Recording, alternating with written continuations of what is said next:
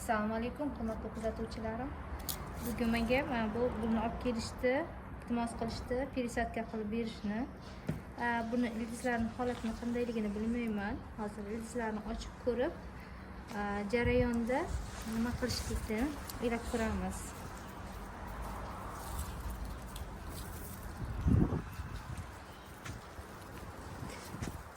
Bu gulni ko'rinishiga qaraganda, bu gul juda qurib ketgan tagi va juda ko'p miqdorda suv berilgan shekilli.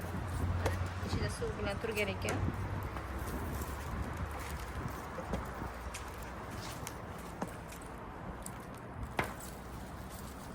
Bizning holati o'ylaganimdan ko'ra ancha yaxshi. Bizning holati eski tuproqlarni imkon darajasida olib tashlashga harakat qilamiz.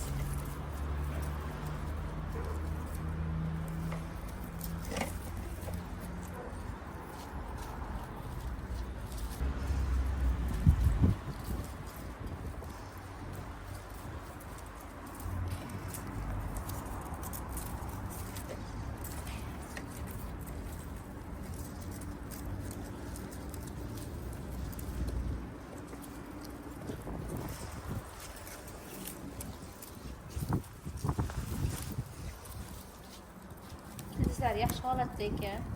Buni ochib qaramoqchi edim. Bir-biriga juda ham jipslashib o'sib ketgan.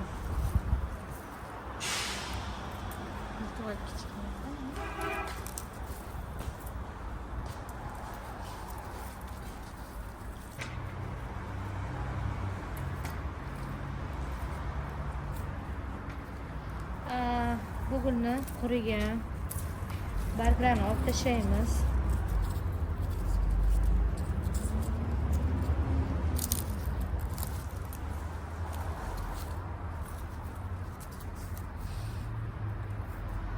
Estetik jihatdan chiroyli bo'lishi uchun bundoq qurigan joylarni olib tashlaymiz.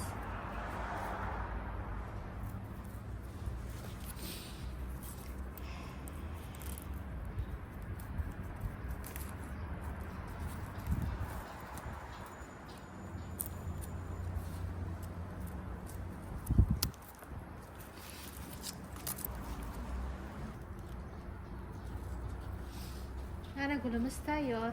Пересадкаga. Mana yerda ozgina qolibdi.